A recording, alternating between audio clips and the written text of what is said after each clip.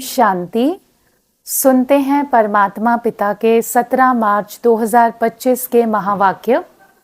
आज बाबा कहते हैं, मीठे बच्चे, पढ़ाई ही कमाई है। पढ़ाई सोर्स ऑफ इनकम है। इस पढ़ाई से ही तुम्हें 21 जन्मों के लिए खजाना जमा करना है। तो आज की मुरली में बाबा बताते हैं कि बच्चे, ये दिव्य पढ़ाई ही तुम्हारी सोर्स ऑफ इनकम है। इस पढ़ाई से हम कितने जन्मों की कमाई करते हैं? 21 जन्म। 8 जन्म सतयुग के, 12 जन्म त्रेता के और एक ये वर्तमान ब्राह्मण पुरुषार्थी संगम युग का जन्म। तो 21 जन्म के लिए इस पढ़ाई से खजाना जमा करते। कौन सा खजाना? गुणों का, शक्तियों का, खुशी का, ज्ञान का। ये खजाना आत्मा अपने अंदर भरती है। आज की मुरली का प्रश्न है, जिन बच्चों पर बृहस्पति की दशा होगी उनकी निशानी क्या दिखाई देगी? उत्तर है, उनका पूरा पूरा ध्यान श्रीमत पर होगा। पढ़ाई अच्छी तरह पढ़ेंगे, कभी भी फेल नहीं होंगे। श्रीमत का उल्लंघन करने वाले ही पढ़ाई में फेल होते हैं। उन पर फिर राहु की दशा बैठ जाती है। अभी तुम बच्चों पर बृहस्पति बाप द्वारा बृहस्पति की दशा बैठी है। तो बृहस्पति अर्थात गुरु। जैसे एस्ट्रोलॉजी में सभी ग्रह नक्षत्र दिखाते हैं कुंडली के अंदर, उसी तरह से अब हम ब्राह्मण आत्माओं पर स्वयं बृहस्पति शिव बाबा, जो हमारा गुरु भी है, उनकी दशा बैठी है। तो अगर बाबा की दशा के अंदर हैं तो हम पूरा पूरा बाबा की श्रीमत का पालन करेंगे। पढ़ाई यानी कि मुरली डेली बहुत अच्छी तरह से स्टडी करेंगे, कभी फेल नहीं होंगे। क्योंकि जो बच्चे रोज रोज पढ़ते हैं, होमवर्क करते हैं, वो फेल नहीं होते। और जो बच्चे टीचर का कहना नहीं मानते, श्रीमत का उल्लंघन करते हैं परमात्मा टीचर की, वही बच्चे पढ़ाई में फिर फेल हो जाते हैं। तो अगर पढ़ाई नहीं पढ़ेंगे, आत्मा सुधरेगी नहीं, तो फिर आत्मा के ऊपर राहु की दशा, बृहस्पति गुरु शिव बाबा की दशा नहीं, राहु अर्थात विकारों की दशा बैठी रहेगी। लेकिन अब हम बच्चे बहुत लकी हैं, क्योंकि स्वयं बृहस्पति, पूरे कल्प वृक्ष का पति शिव बाबा, उन द्वारा बृहस्पति की दशा हम बच्चों पर बैठी है।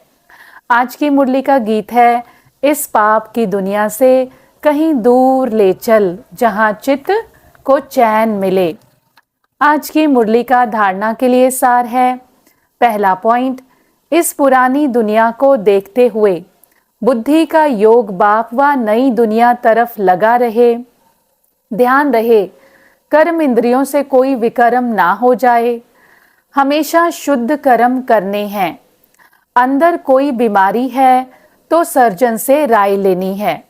तो बाबा आज हमें सावधानी देते हैं, बच्चे कर्म इंद्रियों से कोई विकर्म पाप कर्म नहीं करना, मुख से कुछ गलत नहीं बोलना, कानों से गलत नहीं सुनना, आंखों से गलत नहीं देखना। और इस पुरानी दुनिया में रहते हुए भी बुद्धि का योग किसके साथ? उस निराकार परमात्मा पिता के साथ। क्योंकि ये पुरानी दुनिया तो अब गई की गई, इसलिए इस पुरानी दुनिया से दिल नहीं लगानी और हमेशा शुद्ध कर्म करने हैं। परंतु अगर आत्मा के अंदर कोई बीमारी है, किसी भी प्रकार का कोई विकार है या विकारों का कोई छोटा मोटा अंश है, तो परमात्मा आत्मा का डॉक्टर है, रूहानी सर्जन है, उससे छिपाएंगे नहीं। हम बाबा के साथ सच सच बताएंगे तो बाबा उस बीमारी को ठीक करेंगे। दूसरा पॉइंट है, संग दोष बहुत खराब है, इससे अपनी बहुत बहुत संभाल करनी है। अपने को और परिवार को सुखदाई बनाना है। पढ़ाई के लिए कभी बहाना नहीं देना, मुरली मिस नहीं करनी, रोज डेली मुरली सुननी है, कोई बहाना नहीं देना। और ऐसी आत्माओं के संग से बचना है जो हमें बाबा के ज्ञान और योग से दूर ले जाएं। आज की वाणी का वरदान है, श्रेष्ठ भावना के आधार से सर्व को शांति शक्ति की किरणें देने वाले विश्व कल्याणकारी भव। विश्लेषण है, जैसे बाप के संकल्प व बोल में, नयनों में सदा ही कल्याण की भावना व कामना है, ऐसे आप बच्चों के संकल्प में विश्व कल्याण की भावना व कामना भरी हुई हो। कोई भी कार्य करते विश्व की सर्व आत्माएं इमर्ज हों।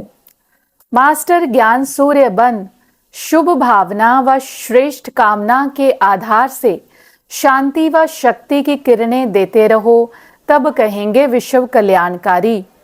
लेकिन इसके लिए सर्व बंधनों से मुक्त स्वतंत्र बनो। तो आज बाबा हमें सूर्य की तरह, जैसे सूरज नहीं देखता कि उसकी धूप के नीचे कौन है, अमीर है, गरीब है, पुण्य आत्मा है, पाप आत्मा है, लेकिन सूर्य सबको अपनी गर्मी और प्रकाश देता रहता है।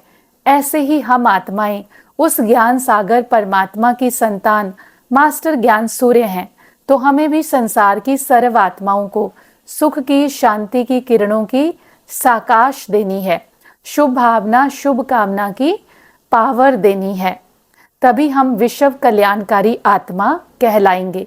लेकिन विश्व का कल्याण वही कर सकता है जो सर्व बंधनों से मुक्त हो, ना उसको अपनी देह का, ना देह के संबंधों का, ना देह के पदार्थों का कोई बंधन।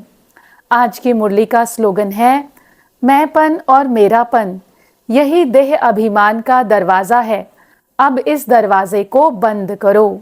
ये मैं करना और मेरापन, ये मैं और मेरापन ही देह अभिमान अर्थात बॉडी कॉन्शियसनेस का दरवाजा है। अब हम यात्रा पर हैं, बॉडी कॉन्शियसनेस से सोल कॉन्शियसनेस की यात्रा पर। हम 100% बॉडी कॉन्शियसनेस हैं, लेकिन हमें 100% सोल कॉन्शियस बनना है। तो उसके लिए क्या करना पड़ेगा? जो स्थूल मैं मेरा है उसको खत्म करना है अंदर से। अगर मैं याद आई तो मैं कौन? आत्मा। मेरा कौन? परमात्मा। ये वाला दरवाजा खुला रहे और दूसरे सभी दरवाजे बंद। आज की मुरली का अव्यक्त इशारा है, सत्यता की परख है, संकल्प, बोल, कर्म, संबंध, संपर्क सब में दिव्यता की अनुभूति होना। कोई कहते हैं मैं तो सदा सच बोलता हूँ, लेकिन बोल व कर्म में अगर दिव्यता नहीं है तो दूसरे को आपका सच सच नहीं लगेगा। इसीलिए सत्यता की शक्ति से दिव्यता को धारण करो। कुछ भी सहन करना पड़े घबराओ नहीं, सत्य समय प्रमाण स्वयं सिद्ध होगा। तो आज बाबा हमें फिर से संकल्प, बोल, कर्म की मर्यादा को समझाते हैं। बाबा कहता सच तो बोलना है, लेकिन सच के साथ बोल और कर्म में दिव्यता होनी चाहिए। अगर दिव्यता नहीं होगी तो वो सत्य हमारा दूसरों को सत्य नहीं लगेगा। इसलिए बाबा कहते बच्चे भले कुछ भी सहन करना पड़े परंतु घबराओ नहीं, क्योंकि विजय हमेशा, जीत हमेशा सत्य की होती है। अच्छा, ओम शांति।